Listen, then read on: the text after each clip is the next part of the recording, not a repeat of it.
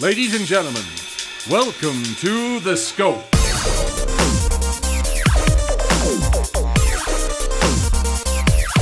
And now, here are your hosts, Jared, Adam, and Shane.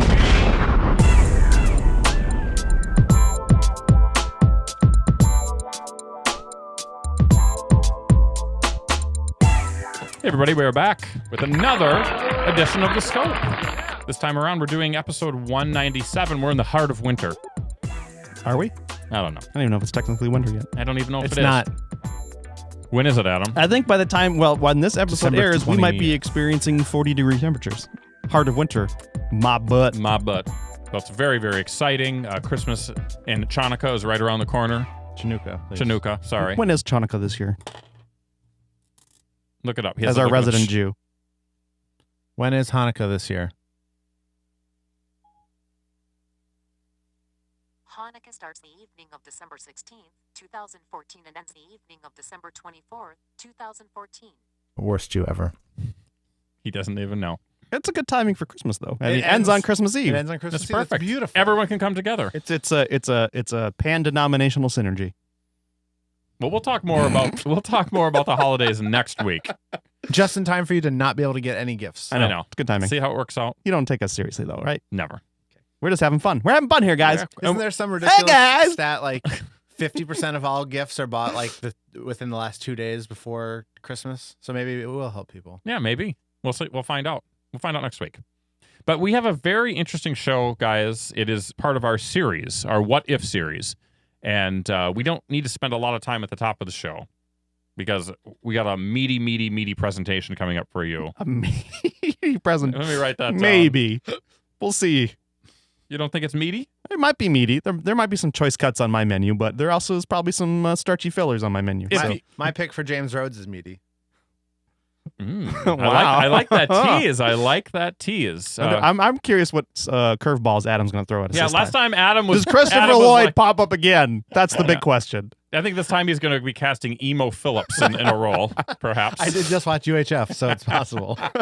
Maybe a Judy Tenuta sneaks in there somewhere as the Black Widow. Ivan Vanko. Love it. Oh, I like that. I like Ivana that. Vanko. Ivana Vanko. Interesting choice.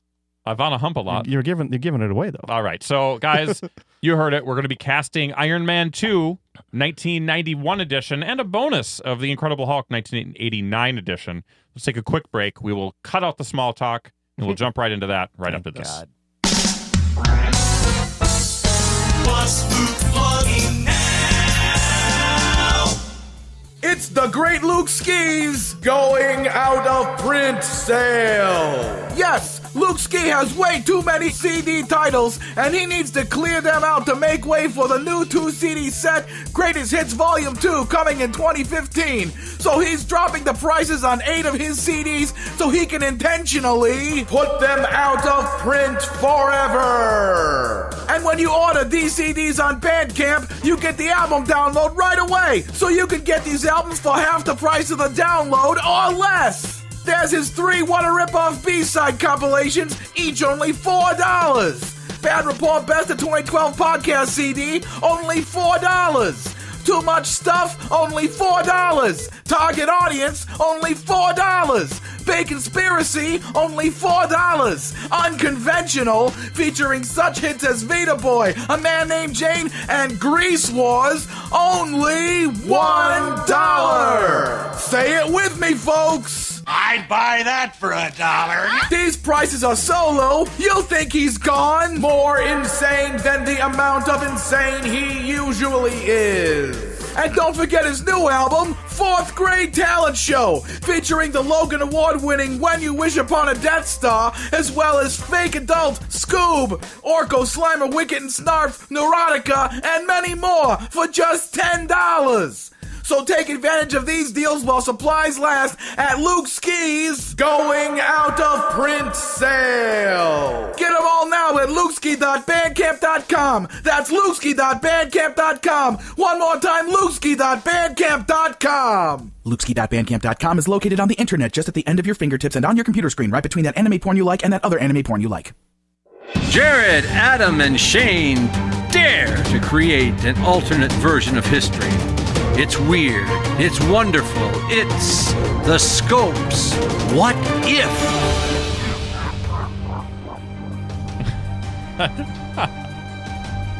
You can talk whenever you're ready. Jared's been busy. That's our first brand new Tony Partington audio element. Tony Partington came in for 18 hours of recording, Adam, as you know. Before he left for Florida. And that was it. Right. He's now backing up Flo Rida in concert. I love it. So now I'm going to really annoy Adam when I'm going to do some reading here. I'm going to try to be like Serial where it sounds... What did you think of it first? It sounds natural. Did you like it? Yeah, I did like it a lot. Right. It was gorgeous. It's very dramatic. I'm using the YouTube music library now for some extra musical choices. Yeah, I like it. So, Adam, the Scope, using the power of hindsight and revisionist history, ask and answer the question, who would have starred in the Iron Man 2 movie? It's pronounced Axe. Axe. If Marvel would have released it in 1991. It's very, very exciting. So, Did you lose your place? yes, I did. I have a lot of stuff going on here. So, as you guys recall, we did a little experiment where we asked the question, if Marvel would have started their cinematic universe in 1989 to compete against the DC movie Batman. In unison, we went outside at the stars, held hands, and shouted this question to the universe. And the universe answered. And we had a great episode. I'm just trying to seed some more fan fiction out there. It's delicious. I'll see some fan art of us holding hands in the darkness, shouting, Delicious. "What if Iron Man came out in 1989 to the heavens?" So, challenge out there. So we've got an interesting thing going on here. We've got an interesting thing. Iron Man 2 in our series would have come out in 1991. But since our show was so long last time, we kind of skipped over the other movie that Marvel released the same year of Iron Man, which was The Incredible Hulk, which starred Edward Norton. So what we're going to do is and other people who are inconsequential, so we're not casting them. So this time around, we are going to cast all the major roles from Iron Man 91, Iron Man 2 91, and then we'll give you a bonus where we'll cast the original Bruce Banner. Because he will be he will be the replaced. Same character that is in the Avengers, but a different actor. The Avengers, which will come up in 93, I believe. So let's do this thing, guys. Let's start with... We have to do Captain America first, right? Captain America and Thor will be our next two movies that we have to tackle. Okay. Exciting. So, go ahead. Please. How are you doing this? Are you going to tell us who we have cast already from Iron Man 1? That carries over, just to remind people. So let's go through the list. Let's start with Iron Man. Yes. This was a hotly debated. It was. Hotly debated. I don't remember casting. any debate. I remember you guys running roughshod over me. Jared, who it was down between It was between Kurt Russell and Jeff Bridges. Both great choices.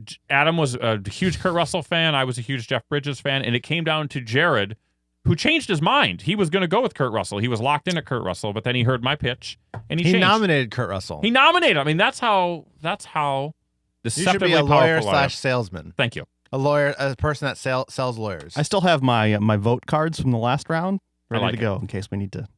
Jeff Bridges was cast as Tony Stark. So then we've got Pepper Potts. This one, I don't remember who was in the running, but it eventually ended up. I think you had a Michelle Gina Pfeiffer. Davis. I think you had a Gina Davis in there. Not a bad casting job, but it went to Mary Steenburgen. Yep. We have James Rhodey Rhodes. That went to some black guy. 'Cause you guys Forrest Whitaker. Forrest Whitaker insisted he remain black. Okay. Forrest insisted he. How dare we? Yep. Well, that's part of the Marvel mythos right there. That one's got to stick. What? And he will be recast this time around. Yes, he will be recast. Sticking with the actual events that happen in our Marvel Cinematic Universe. Who else do we have here? We had Nick Fury. Professor X. Professor X. Nick Fury. Nick Fury ended up being Tom Berenger. Yes. I don't know who. Did you come up with that one, Jared? I did. I think that was a good one. We cast Jarvis, the voice of Jarvis. Yep. Which ended up being who? John Malkovich. And then we also cast the main villain, who was originally played by Jeff Bridges. And then I don't remember who we cast. Duvall. It was Robert Duvall. Duvall. Yep. Adam loves every pick. Nope. He hates them all. I won't even pretend. I will not even yes and with you. Well, let's see what. Wow. Let's see where Adam goes with the recasting. I'm burning this fucking basement down. James Rhodey Rhodes. He's originally played by Terrence Howard. Yep. But recast with John Cheadle. They were John Cheadle. Remember him from Hotel? Yeah. 42 at the time. He's a friend of Stark's and the liaison between Stark Industries and the United States Air Force. specifically weapons department. He puts the War Machine armor on and kicks some butt in Iron Man 2. Adam, we'll start with you since you are a hothead and you really want to get this party started right. So who is your selection? So we agree he has to be black. You guys, he does have to be black. You guys black. insist he has to be black. He has to be. I mean, it's not even as much as Deadshot is white. As racist as you are, wanting to get rid of all the African Americans. So I'm not. First of all, just so all of our black listeners know, I'm not trying to get rid of all African Americans. His name is Tony. And why are you winking at me right now? Kicking me under the table. You're racist. Okay, I picked. And the age here is close. So we want someone around the age of 42. Gregory Hines. Back to Gregory Hines. That's who I picked, and he was too old. So I picked someone who's been in action movies before. Okay. So he brings that that knowledge, that expertise. Okay. He's also been in some family fare. Okay. So he'll be well known enough. Reginald Vell Johnson. Is he serious? No, that's not my real thing. Like, wow, how do I respond to this? This is how you respond. Right age though. The right response is laughter. My real pick is Danny Glover. Okay. He's 45. A little old. He's 3 years older. Okay. Interesting. It's valid. It's a valid pick. Thank you. We'll go over to Jared with his pick. I got a hunch that it's not Danny Glover. It is not Danny Glover. But who is it? Set it up for us. LeVar Burton. It's not Sarah Michelle Gellar either. LeVar Burton, I like that. This gentleman was on my short list for the role the first time around, but I decided that the if I picked him in a certain order, it fits better in with how the actual Marvel thing went in real life. So yes. My pick has done action movies, has done a lot of serious drama, has done some TV, and is a well-known, well-respected by many people today. Sidney Poitier? Sidney Poitier. No, I went with Denzel. I went with Denzel Washington as my pick for James Rhodes. All right. So I guess you're looking at me. I am looking at you. So I picked Reginald Vell Johnson, and that is serious. Did you really? No, are you kidding me? Man, I almost liked you again. There's one person for this role. At the time, he would have just won the Academy Award for Glory. Matthew Broderick? No. He wasn't at the pinnacle of his career. He had yet to do Malcolm X, which was coming up in a year or two. Mm-hmm. The answer is... So you're saying he's gettable? He's gettable at this point. The answer is Denzel Washington. He's absolutely the answer. The to most this. obvious pick. It is by far the most obvious pick. That's who I would have picked. When Jared talked about order, excuse me, he wasn't quite famous enough in 1989 to get the role, but I think by 1991 he was there. I think that's I love your pick, Adam, but I think Denzel's a better pick. Right. I was concerned. I think he's too young, isn't he? Too. No, he's right in that. He's right in the pocket. He's in the 40s. I think he's late 30s. I think he's late 30s. He's close. Right. I was a little concerned about it, but until recently, though, he's actually expressed interest in being in a superhero film. That'd be awesome. So I'm like, okay. And by the way, if you look at my notes right here, I've got a list of many names for other different roles. Rhodes right up here, one name. I didn't even do the research. Let's go on to the next one. I didn't do the research. Let's go on to the next one. That's because that's a boring pick. This is a tricky one. Predator 2's own Danny Glover as James Rhodes. I love it. Why wouldn't you go with what's his name, Carl Weathers, if you're going to go Predator? Lineage. Too old. Carl Weathers is a badass. Too old. Okay. So our next pick is Natasha Romanoff, a.k.a. Natalie Rushman, a.k.a. Black Widow. She plays a huge role in the future of the Marvel movie franchises. Huge role in the Avengers, huge role in Avengers 2, huge role in the Captain America movie, The Winter Soldier. So this is an important role. Can't get her own solo film, though. Yep. What the hell? She's originally played by a 24-year-old Scarlett Johansson. She's an undercover... In this film, she's an undercover I think she was spy. actually 26. I did the math. Was she? Go ahead. Whatever, you jerk. Around mid-20s. Close enough. Mid to late 20s. Undercover spy for S.H.I.E.L.D. posing as Stark's new assistant. I'm gonna pick first. We'll start with me. We'll go to Jared. We'll go to Adam. Then we'll go to Jared. Okay. So this was a tough one, guys. It was very hard. I hated this one. This was a hard one until I had my wife help me out. Right. She started. We did a little research together. My wife, very nice. So I'm just gonna give you a list of some of the people that made my list. Okay. I had Robin Wright. No. Jennifer Connelly. I considered her. Nicole Kidman. No. Laura Dern. Mira Sorvino. No. Naomi Watts, not famous enough. Parker Posey, Too young, too. Patricia Arquette, Bridget Fonda. But there was one name, was the last name that we found that jumped out at me, and I thought that she possessed the right amount of sexiness, intelligence, smoothness that this character needs. And my pick was Diane Lane. You might know her from movies like The Outsiders, Rumblefish, Streets of Fire, and The Cotton Club. Movies where she could play a sexy, badass kind of chick, but yet fit in a superhero sort of film. She also is recognized for her work in Lonesome Dove, which is a hugely popular TV miniseries, also starring with Robert Duvall in the late 80s. I think that she is completely gettable for the role, and I think that she would be a perfect fit. She has it. Adam. I'm a fan of early 90s Diane Lane. Adam, your pick. I too struggled with this one. Finding pretty ladies that weren't just pretty, but were like substantial. Scarlett Johansson pretty. Yes. In their mid-20s, in 1991, basically impossible because 90s hair. Just can't stand it. Diane Lane always had flat hair. That's a good thing about her. Yeah. She had flat hair. I'd say it's the best thing about her. So mine, I don't. Okay. Well, I'm just going to tell you my pick. Okay. I feel like she's definitely too young, and B, probably not sexy, but she was sexier later. So 2 of the 3 gone. Melissa Joan Hart. What? No. I'm just kidding. Sabrina the Teenage Witch. Sabrina the Teenage Russian Assassin. Yeah.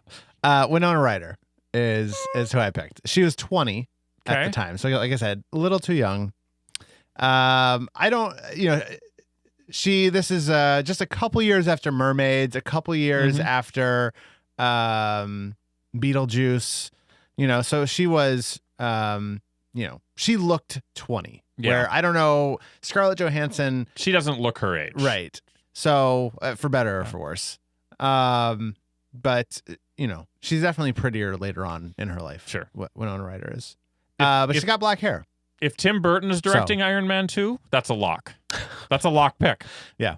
But he can't because he's already locked in. He's tied in with Batman 2. Yeah. Batman Returns. Batman 3. It's true. It's true. Gerard?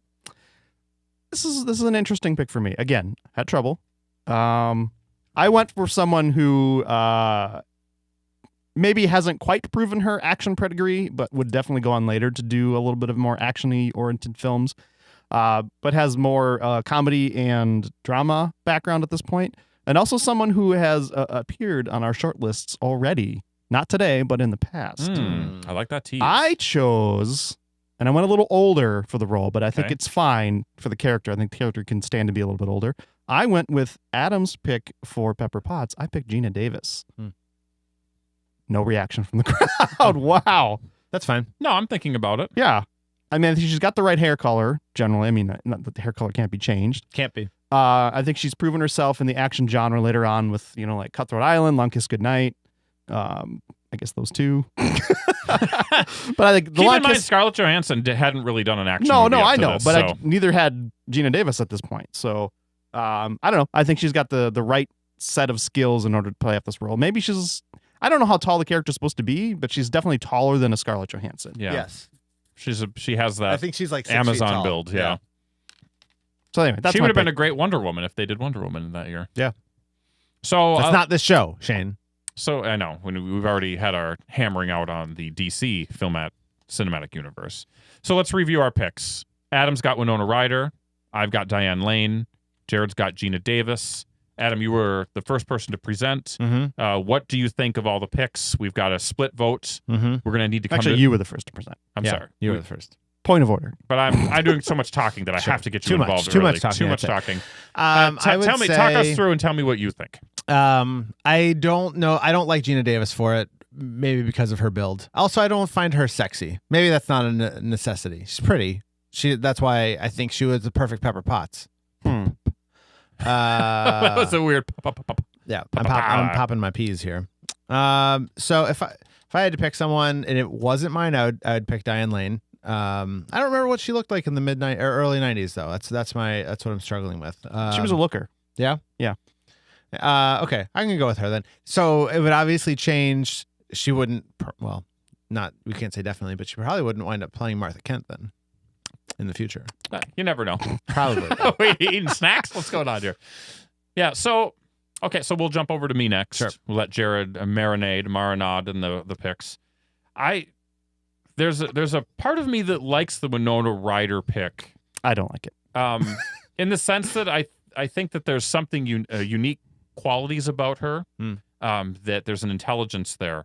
But she would almost be like the Super Geeks pick for my taste. You know, she's a little small, a little slight. But she doesn't have a rack like Scarlett Johansson. But there's is what you're saying. yeah, it's fair.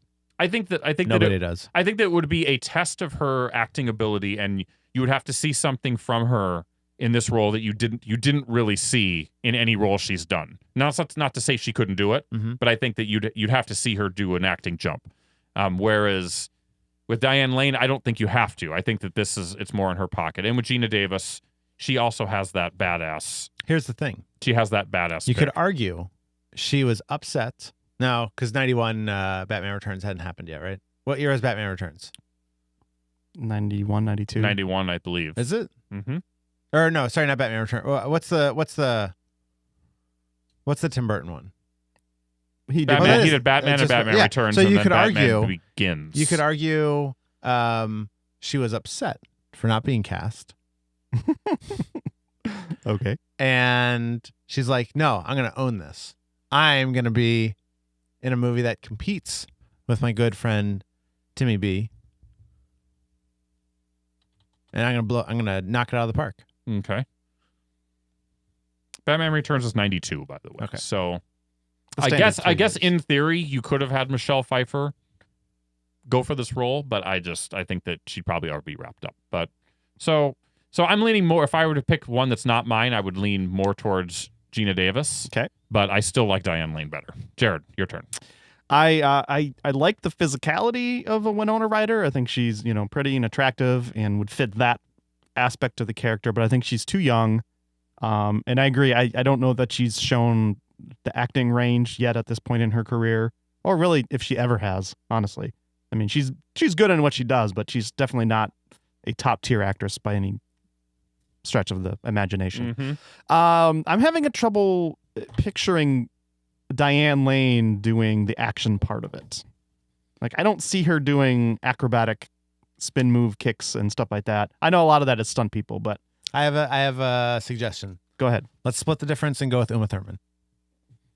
How old is Uma Thurman? She was born in 1970. So Ask me any other fact about Uma Thurman. She would have been like 21. 21. Yeah, Yeah. that's too young. Too young. Sorry. I think Uma Thurman's a great pick. I just think it's She's too young. 3 years too early. I really do. I think I would have gone with Uma Thurman in a heartbeat. But she's also really tall. I don't know if that's a problem. But tall because in a that's not a sexy problem. way. Sure.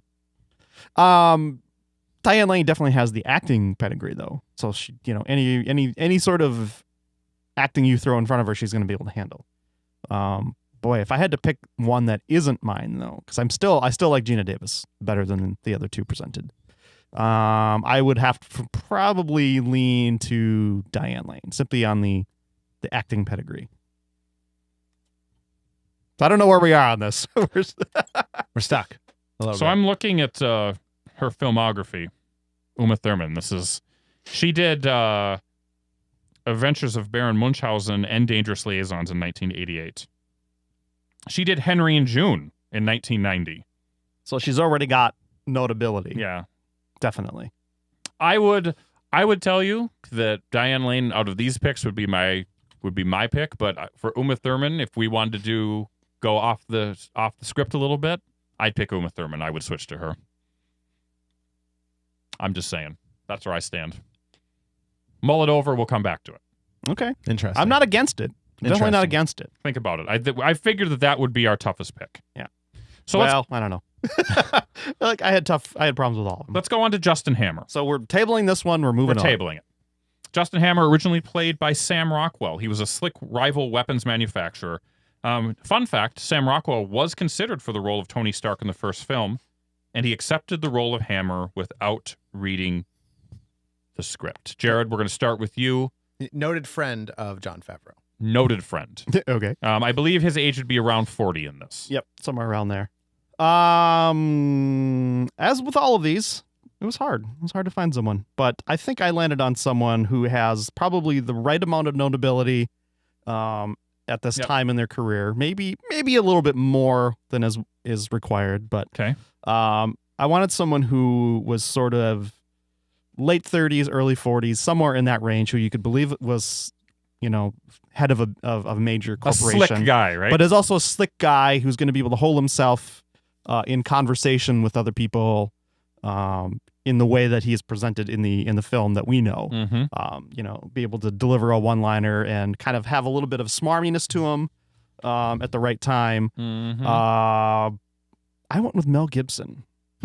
Mel Gibson is Justin Hammer. I think I've seen him play that kind of character in other films. Guys, I think we need to go back and recast Danny Glover then. Yeah, we got a big problem here. I think in 1991, I mean, he has obviously done the Lethal Weapon series, Tequila Sunrise. He's known for Mad Max. This role doesn't obviously call for a huge action component, but wow, he was in Casper. Okay.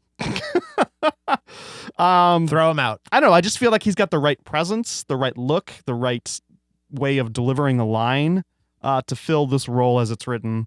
I like Mel Gibson. Okay, so Jared goes Mel Gibson. I will take the second position. All right. I was looking for someone who was not quite as big as Mel Gibson. Arguably in 1990, 91, Mel Gibson might have been one of the bigger stars on the planet.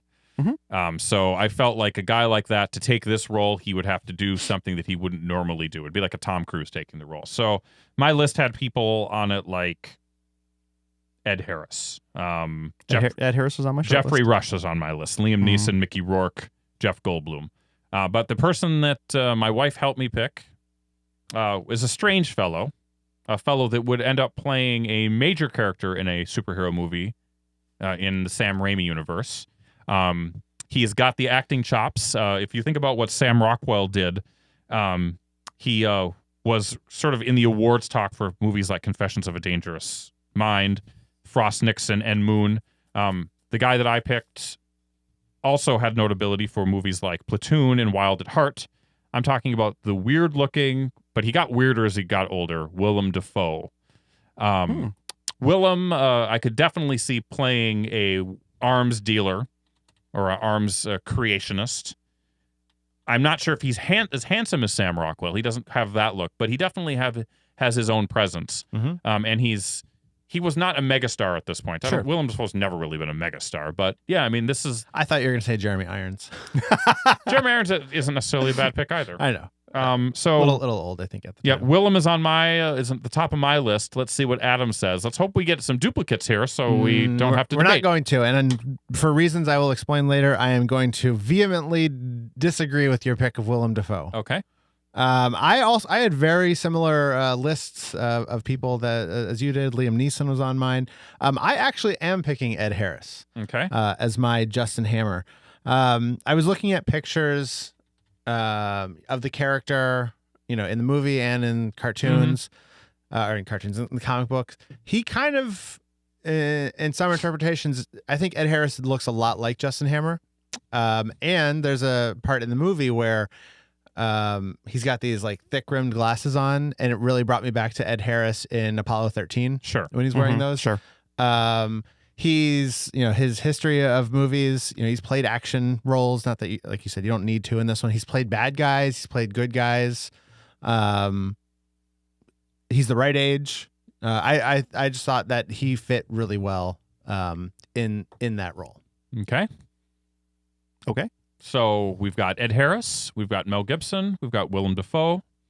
I will say this right now. I will switch to Ed Harris. I would pick Ed Harris as my pick because he was on my short list. And I think that I need to sometimes not be as blinded by handsome beauty. Right. It's hard. Hey, let me tell you. And Ed Harris is a really good actor, so I could see him taking that role. I'm going to give Adam the win because Ed Harris was also on my short list, and I can picture him. He's not going to give the same sort of type of performance that the Sam Rockwell has, but he's gonna have a different take on it. But he's believable as someone who's like the head of a company of the military industrial complex. He has that presence that he could do that. Yeah. So there we go. Adam finally gets a win. Basement has been saved. I will not be burning it down. Excellent. Depending on the next couple of picks. Okay, so our next pick is for the other bad guy in Iron Man 2. I'm talking about Ivan Vanko. Oh, I thought you were talking about the script. Yeah, little dicey. The bottle. Mm-hmm. Yeah. He gets a little drink. Ivan was originally played by Crazy Mickey Rourke. He was a Russian physicist and ex-convict who builds his own arc reactor-based weapon to exact vengeance on the Stark family. For the record, the character is an amalgam of Whiplash and the Crimson Dynamo, two of Iron Man's rogues gallery villains. Let's start with Adam. You should start with me. I'll start with Jared. I believe Adam picked Willem Dafoe, so we'll start with Jared over there. Go ahead, Jared. I'm going to admit right up front that I punted a little bit on this because I just was struggling to find anyone who sort of fits that right physicality and the right. There's all sorts of weird things you have to the take. character. It's impossible. I found one. Okay, I'm curious to see what you have. So I just went with the prototypical Russian bad guy that we all know and love, who's not actually Russian. I went with Dolph Lundgren. Why not? He played Ivan Drago in Rocky IV. The name's so close. Why not play Ivan Vanko in Iron Man 2? Sure, he's not the greatest actor in the world, but I think he could definitely pull off the physical part. He's a genius of it. And he's younger, but I don't know that age necessarily matters with this character as much. Age is 56 around, so I definitely took that into account on mine. Okay. We'll go. I couldn't find anyone who was born in the 30s who would have been a physical presence action star in a superhero film. So it is incredibly hard because Mickey Rourke was an amateur boxer, a professional boxer. Like there's no one else that you're going to find that's 56. So why not get someone who played a boxer in the movies? Yeah. There you go. Makes sense. Dolph Lundgren, that's my pick. All right, Adam, you want to go or do you want me to go? Yeah, I'll go because it sounds like you have the best pick. Well, I'm just going to say I was not as caught up on the physicality of it. I went for nutty. That was my goal. But we'll see. Go ahead. I know. I was just thinking of some of the scenes in the movie that. Did you pick Paul Rubens? I did. Okay. Yep. Hello. Hey, Cherry. So I was having, I was trying to just picture him. And I didn't get caught up in the age so much, but for some reason it kept coming to me to go with Peter Weller. Okay. He's 12 years too young, but it doesn't really matter, right? So Peter Weller, best known from RoboCop. But he'd been in plenty before that, of course, too.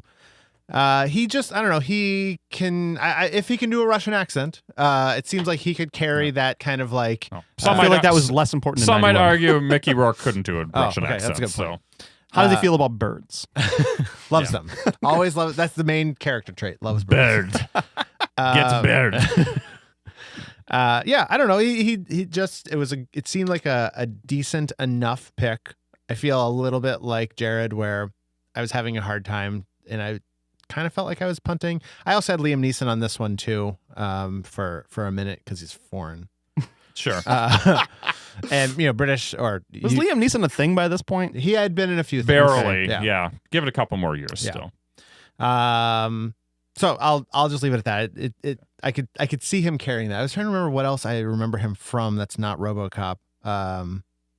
That was making me think of him, but he was Buckaroo Banzai was actually was what it was, kept coming back to me for. So I'm curious to see what you guys will say about mine. I have a hunch you probably won't like it, but let's talk about some of the other characteristics when we talk about age. So I sort of went in a good 5-year span of people. So I ended up getting people like Alan Arkin, Donald Sutherland is in that age, Peter Boyle, you might know him from Young Frankenstein, Robert Conrad, Bruce Dern, Albert Finney, Burt Reynolds actually was somebody that came up. David Carradine. Can you imagine Burt Reynolds doing a Russian accent? Chris Christopherson, some of those. But the person that I ended up going with, and like I said, it was all about Strange. It wasn't about the physicality, because I think that you can act that and you can fake that. As I went with Dennis Hopper. If you think about some of the weird stuff that Dennis Hopper did, Apocalypse Now, Blue Velvet, he was Easy Rider, and then you think about Mickey Rourke's career and some of those similar trajectories. And Mickey Rourke and Dennis Hopper both had, sort of awards in, Mickey Rourke had just done The Wrestler, I believe, so that's really the reason why he got this role, because all of a sudden he was the hot, new, weird talent guy. Right. He was weird in that movie, too. So I wanted someone that had that similar aspect. I think that Dennis Hopper probably would not be as subtle. I think that if you think about what he did in the early 90s with Super Mario Brothers, which was a total train wreck. Yeah. When was Speed? Like 95, 96? Yeah, so you've got him as a bad guy in Speed. Yeah. He's a little bit over the top. He's more like I can't think of his name. The guy with the big teeth, the crazy eyes. Roger Rabbit. Yeah, another guy. But he's just kind of a weirdo, and I wanted someone that would play this weird because I don't think there's anybody out there that you would find, like if you cast Peter Weller in this movie, which I think he's a great pick. He's not going to play it as weird as Mickey Rourke played it. Right. I mean, Mickey Rourke was sort of a head scratcher the entire way. Like, why are they letting him get away with what he's doing? Yeah. So I wanted another actor that could bring that sort of weirdness and manic presentation to the role. So that was really my decision to go with Dennis Can you Hopper. imagine would Dennis Hopper have the weird teeth caps? Or I could see him being all like just a mess, double the tattoos. Yeah. I could just see it being very, very strange, and so that was my thought process on it. So let's throw it over to Jared. You've thought about all the names. Mm-hmm. You've got Peter Weller. You've got Dolph Lundgren. Mm-hmm. You've got Still the best pick. Dennis Hopper. Talk me through. And if you're really sold on Dolph, go ahead. You can I'm stick not with sold it. on Dolph, but I can't see Dennis Hopper in the role at all. To me, the character is you have to have some physical presence. Isn't It he can't- round? Who? Dennis Hopper? Isn't he kind of like pudgy? He's slight. He's Okay. small. He's not. I mean, yes, he's definitely manic and crazy and has the intelligence that you want. But I didn't see there being that much intelligence. Yeah, he was a tinkerer and he modified robots, I guess. But I don't know. The way the character is portrayed in the film. I mean, it could have been anyone doing that. You're just going through the motions. There was no real evidence that the character came to it with this real scientific knowledge to do any of the stuff that he was actually doing. So I sort of don't think that's necessarily important. He was a tragic character. Yeah. He had loss. I don't know. Get over it. I what I don't would think say you to can just completely ignore the physical part of it because there's battles. He's got to be able to go out on a racetrack and we have to believe that he can cut a race car in half with his whips. I don't see Dennis Hopper strapping on an exoskeleton and pulling that off with any sort of credibility at all. So I don't know. I'm not a believer necessarily He's in not a my believer. guy 100% because I don't think he has the acting range to do some of the non-action stuff. So I'd throw my weight behind Peter Weller. I feel similar to Jared about the looks. I just feel like he doesn't have it. Okay. He just doesn't have the look, kid. A kid. So unless we're going with Martin Sheen as a fourth pick, You can't do this, Adam. You can't do this. sure. I'll vote for my own. Sure. Yeah. So I will say that Dolph Lundgren to me would seem like a casting that Marvel would not have done. Like, I think that they would want someone, like you said, with the acting chops to also be able to do that. So He seems too strong, which maybe I don't know. He probably isn't stronger than. it's hard because Rourke. if you think about the state of the union, if you will, for action movies of the 80s and 90s, it's perfectly acceptable to have guys like Dolph Lundgren or Carl Weathers or whomever being, cast in these kind of leads. But Sure. But when you start looking at how Marvel did things, you have to think that they're also going to be smarter about what they've done. So I think that Peter Weller is a better pick. And I can throw my weight behind that as well. He got a lot of credit for the work that he did in RoboCop, bringing humanity to what was essentially a sort of a cheapo science fiction film. Mm-hmm. And I think that you give him credit for that. And like you say, if physicality is a huge part of what you're doing, then Peter Weller has that. He has a presence that a weirdo like Dennis Hopper wouldn't Yeah, I mean, have. he's not a big beefed up muscle guy, but he's definitely taller and.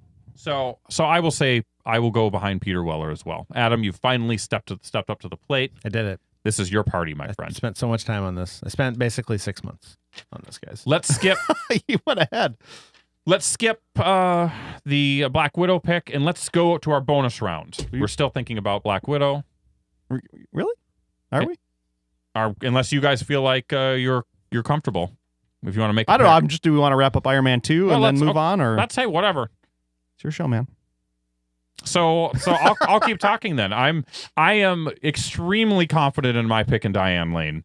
The only way I would move off of that is if we decided that Uma Thurman could do this role. If not, then you guys are going to have to come to a consensus on another pick that is not Diane Lane. Well, given Adam's recent victories here, I'm hesitant. Not about victory. I'm hesitant. It's all about picking the right Uma person. Thurman was not my pick. That would be the Scopes pick. Okay. I just happened to throw it out because I like Uma Thurman. But I like the only thing the only thing I'm bothered about is her youth. But given her what she's done already at that youth, I think she could play older just fine. And I'm comfortable with an Uma Thurman. I'm more comfortable with an Uma Thurman than I am with a Diane Lane. Adam, I feel the same way. Okay, we'll write it down. I'm just trying to find a picture of Uma Thurman in 1991. Your just phone type in Dangerous Liaisons. Your phone will melt. Don't do it. I think I just got. Here's the thing. She at the time she was a hot actress, and I don't mean hot as in sexy. Because she was unique, but she was hot. Yeah, absolutely. They could absolutely. That's an absolute win. She's younger, but she has that it factor, that that thing that you can't quite put your finger on. Someone who could play Eastern European. When was she modeling? Was that? I thought she was like a cover girl model too, right around that time. I just can't remember when. Anyway. All right, our final pick. It's our bonus round, The Incredible Hulk 1989. So The Incredible Hulk was the companion film, if you will, to Iron Man. They tied it into Iron Man, maybe at the last second. What'd they do? Post-credit? They had post-credit. They had Tony Stark come and visit Bruce Banner. At that time, played by Edward Norton. Right. You have other people cast in this film. Liv Tyler as Betty. Oh, Betty. Such a memorable character. You had, who played her father? Her father or his father? Oh, geez. We could look it up, I suppose. You have Tim Roth playing, he ended up being was he the Abomination? Yeah.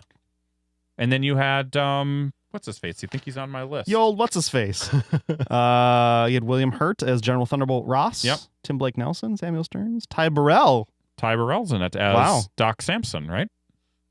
His Leonard is his name. I don't know. Dr. Leonard Sampson, everyone knows him. Yeah.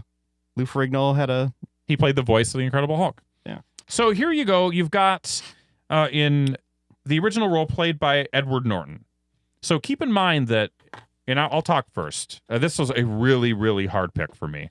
I had a couple people I went back and forth on, but Edward Norton, right out of the gate of his acting career, he was nominated. He was a hugely recognized actor. As you know, let's look at what he had. He had Primal Fear right away. Went full retard. The People versus Larry Flint, American History X, and Fight Club. I mean, those are some of his first movies back to back to back to back. So the guy can act. So I wanted to have someone for my pick that was sort of in that realm, as known as an actor and as a talent. So some of the people on my list at the time, we had the guys like Kurt Russell. I mean, we went through this list before because it was the same age, kind of in that same age as Tony Stark. Yep, absolutely. So you had guys like Kurt Russell, Mickey Rourke, Patrick Swayze, Jeff Goldblum, Pierce Brosnan, Bill Pullman, Richard Gere, who I was really, really interested in a Richard Gere as Bruce Banner. And keep in mind, this is someone that's going to have to be recast anyway. So yeah, the thing that Edward Norton did not bring to the role, and it could have been the script as well, is there was no sense of levity or comedy in this film. It didn't have the same attitude as Iron Man did, and that's one of the reasons why it wasn't as popular. It just didn't have the wit. Yeah. So I wanted to pick someone who was known as a good actor, good in the business, that isn't really known for his funniness. So he's a bit dry of a guy, even though he was in funny movies. And the guy that I ended up picking was Kevin Costner. Kevin Costner, right before Incredible Hulk, he had The Untouchables. He had No Way Out, Field of Dreams, and Bull Durham. And Prince was. And then right after that, I mean, so it'd be tricky, but he probably would have been making Dances with Wolves as he would have been doing this movie. But I thought that Kevin Costner sort of has the acting chops to do it, sort of the blandness to not be that incredibly funny, and the fact we're going to recast him with someone who's not as famous a little bit later on. Yeah. So that's the guy that I went with. I feel good about it, but we'll see what you guys have to say. Jared, you're next. The one I ended up picking, and I'm not really a believer in it because I kind of like the Kevin Costner one, honestly. I had a few people on my list. I had a Michael Keaton on my list, but he's obviously busy with Batman, so it probably wouldn't work out. But, he's sort of on my list. But I had a Val Kilmer on my list, another future Batman. I had another name on my list that I'm not going to reveal because it may actually be my recast candidate in the future. Okay. That's Martin Short. I went to another name that is sort of not this. It goes against what you said with the film. You went with someone who isn't known for their funny. I went for someone who has done both dramatic and comedy, and again appeared on our last What If special. I picked Kevin Kline. Kevin Kline's not a bad pick. I kind of believe him. I could see him as sort of playing, Bruce Banner more as a scientist, but also with a little bit of a wit. Maybe they would write the script a little differently to work with his particular skill set. He's definitely a known asset at this point. He's been in January Man, The Fish Called Wanda, a couple other films of note. Definitely not nothing. He's not at the level of an Edward Norton at this time. Fish Called Wanda, that was a pretty critically acclaimed film. And he would he'd go on to do Dave, Chaplin, a number of films of note. And he's the right age, I think, roughly for this role. In the ballpark. Yeah. So Kevin Kline was my pick. But I kind of, we'll get to that. Adam. All right. I voted against your William Dafoe pick earlier because I picked William Dafoe for this character. Oh, sneaky. I feel like Kevin Costner is too famous at the time. I understand that, yes, Fight Club, Primal Fear, those were like big and well-received movies. Or they weren't big, I shouldn't say, but they were well-received. So I feel like it's a more, being an actor's actor at this point, not necessarily being famous, because he had Kevin Costner back-to-back had The Untouchables, No Way Out, and Bull Durham, and then Field of Dreams, all before 1991. Then he had Dances with Wolves, which had a billion nominations. So you compare that with William Dafoe, who was in stuff people know of. He was in Platoon and nominated. He played Jesus. I don't know this character very well, but in The Last Temptation of Christ, he played Jesus. Mississippi Burning, Born on the 4th of July. He's in all of these. Both supporting roles. Right, before 1991. Wild at Heart, which was, he was critically acclaimed for. Weird Creepo. Yep. 1993, The Body of Evidence. So he got some Razzie Awards afterwards. So that's always good to throw in there too. Okay. He's a little young. He's only 34. Edward Norton was 39. But I don't know. I feel like they're more similar than Kevin Costner, who arguably was one of the biggest male leads in the late 80s, early 90s. It is a leading role. Yep. In a big franchise. I don't know if it was. I don't know. It's Edward Norton. I don't even feel like Edward Norton at the time was huge. David Duchovny, by the way, was also another guy that was considered for this role. The Edward Norton role. Mm-hmm. Interesting. Just found that. He is too busy with his sex rehab, I think. Yep. Right. So what do you think, Jared? You've got two interesting actors, probably on different ends of the spectrum. You've got Willem Dafoe, who is sort of a universal weirdo. Right. And then you've got Kevin Costner, who was sort of the all-American guy at that time. I'm going to give you one piece of trivia real quick. Do it. Where is Willem Dafoe from?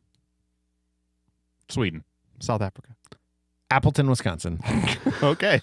Explains it all. What? Isn't that weird?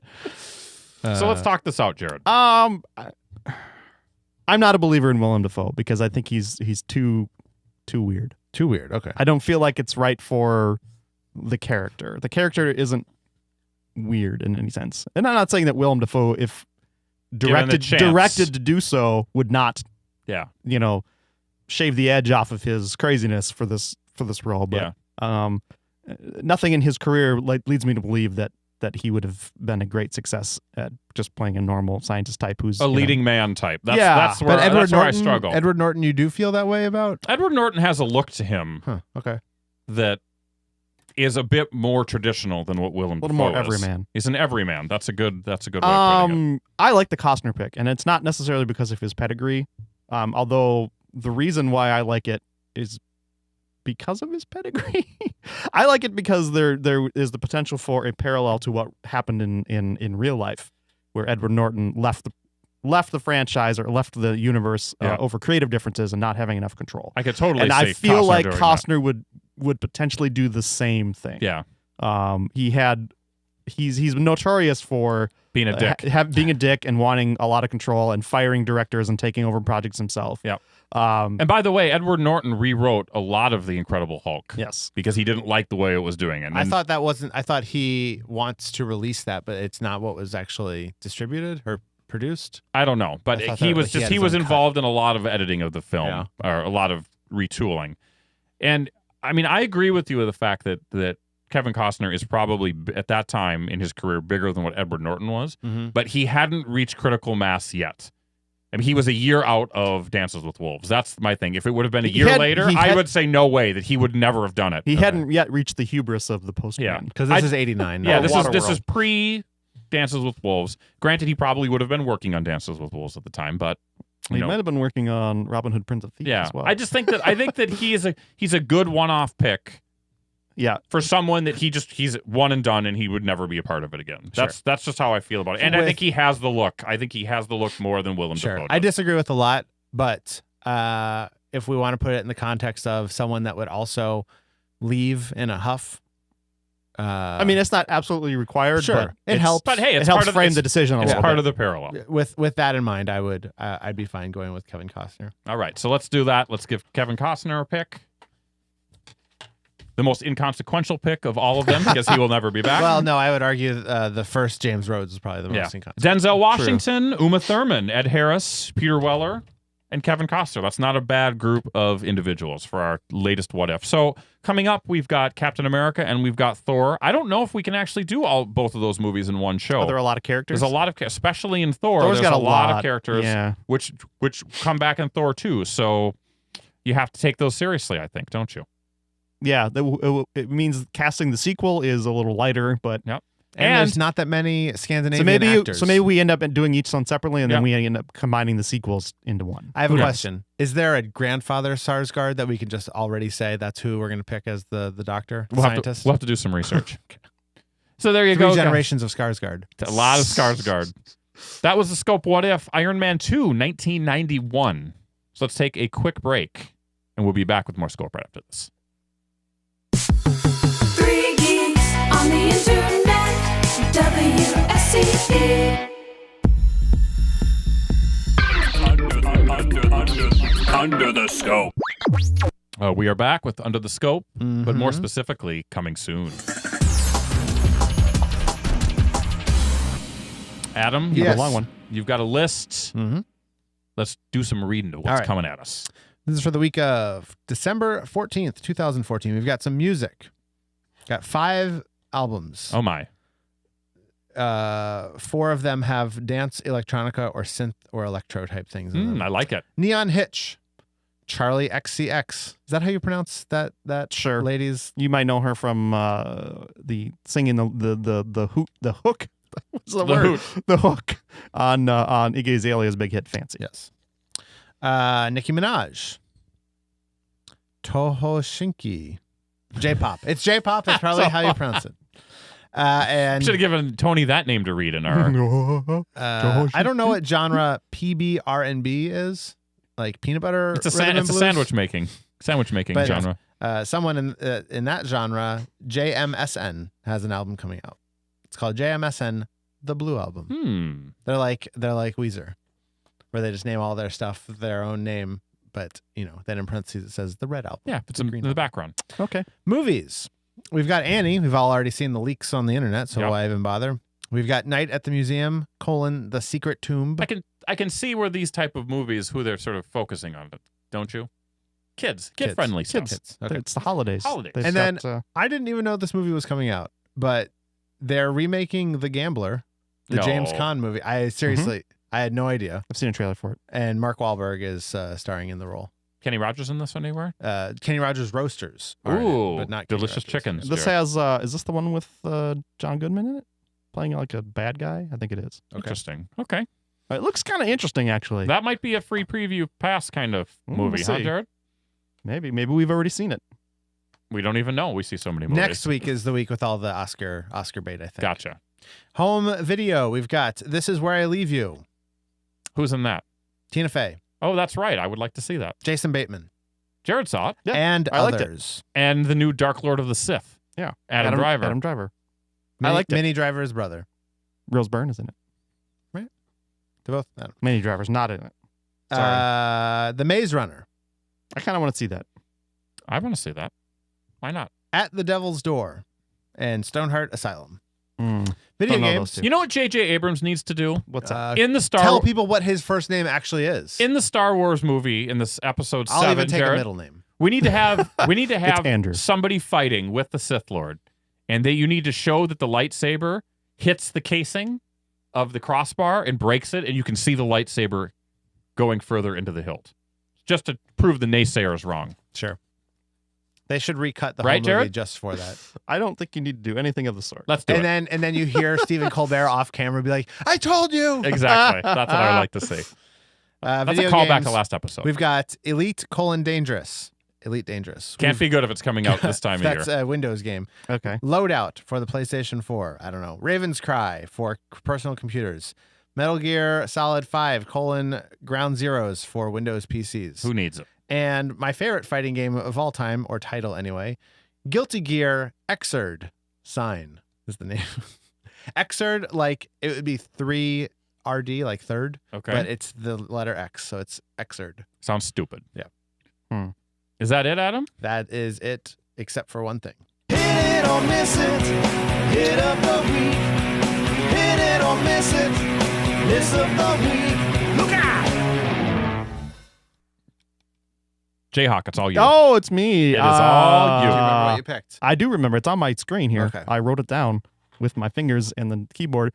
I'm picking a miss this week. I like This it. is Negativity rules. This The is scope. a home release of a film that I saw over the summer in August.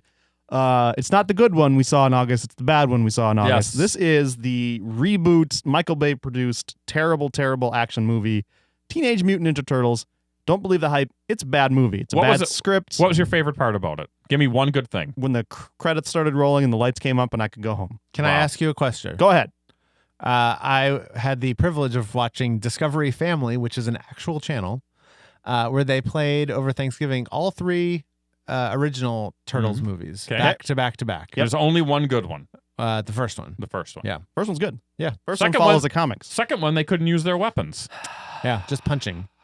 Also, the nunchuck is a banned weapon in the UK. They had They have to, very weird things about the name ninja in the UK and then ninja weapons. Yeah. I don't understand it. So my question It's is, like banning fisting. Go ahead. Was it better or worse than those original three movies? If you remember them. It was worse. It was worse? Was it worse than the second one? It with was Vanilla worse in Ice? different reasons. Oh, no. I don't know. I can't put it above I didn't like the second live action one, and I can't put this one above it. I think it's a bad execution. I don't know if you guys know ninjas and what they're known for. Throwing stars. Throwing stars, swords, kung fu action, not sword. kung fu, martial arts type action. Yes. So having a chase scene down a mountain with a van where they're sliding around and doing stuff, Like snowboarding. probably not the first thing you think of. Never. Like, why would they even be on a mountain? It was a big set piece in this film. These turtles are gigantic. They're like over 6 feet tall. It's ridiculous. Because they're aliens? Or what's the... They're not aliens. Okay, They're they just didn't do the that. whole origin story. All the characters are connected in ways that they shouldn't be. Yeah, isn't April O'Neil connected to these turtles? She's like the from- daughter of her dad was the scientist who created the mutagen. Isn't it great how life works out that way? It's a big mess. Well, they're making a sequel. I know they are, and Because it's terrible. this one made $478 million worldwide. I know. I don't get it. David Green has been picked to direct it. It's a bad film. I miss it. Michael Bay laughs at us every single I know. time, doesn't he? He's got the formula for success, even though we all hate him. So whatever. Teenage Mutant Ninja Turtles on home release. Miss it. Hit it or miss it. That's the wrong one. I like it, though. I like the anger. Under the scope. Oh, Jared's having Excuse a me. coughing fit. Do you need me to take over, Jared? No. You okay? He's still angry I'm about fine. me picking Dennis Hopper, I guess. It'll be okay, Jared. I'm fine. All right, so this is the point of the show that we do what? Where we would, if we had comments, we would read them. We have no comments this time around. It's the holidays. People are busy. Yeah, people doing things. They're doing too stuff. busy buying stuff for us through Amazon. Indeed. But if you do have something, maybe you want to send us what your cast of Iron Man 2 and your Bruce Banner for Incredible Hulk would be, by all means, do that. Call us at the voicemail line, 612-21-SCOPE or 612-217-2673. I said or, but they're really the same phone number. Yeah. You can email us at comments@thescopeshow.com, or you can comment on social media, Facebook, Twitter, Tumblr. All of those links, plus a link to our YouTube channel, are on thescopeshow.com. And if you'd like to support the show, you can donate to us, you can buy through Amazon, or you can support us on Patreon, the service that allows you to support content creators directly. All of those links are at thescopeshow.com. Shane, I'm keeping it brief. Back to you. Wow. We're over an hour on this show, Jared? It didn't feel like it's been that long. I know. Jeez Louise. Well, guys, thanks for putting up with us. It's been a great what if. We got more coming. In the new year. In the new year. 2015. But big year for movies. It's a huge year for movies, Jared. It's a huge year. So, Adam, Jared, thanks for doing it. Shane, thanks for being here. Always. Scope listeners, Scope watchers, thank you for being here as well. You know who you are. Let's wrap this up. We'll be back in 1 week with our Scope Holiday Gift Guide. Until next time, bye for now. Bye for now. Ladies and gentlemen, we find ourselves once again at the end. I hope you've enjoyed our time together. I know I have. Fear not, Scope faithful. Days shall pass as if they were but a moment, and Jared, Adam, and Shane will return with another thrilling episode. Until then, send your comments to comments@thescopeshow.com or leave a voicemail message by dialing 612-21-SCOPE. That's 612-217-2673. Thanks for listening, faithful fans. This is Tony Partington saying ahoy hoy. Tune in next time to another terrific edition of The Scope.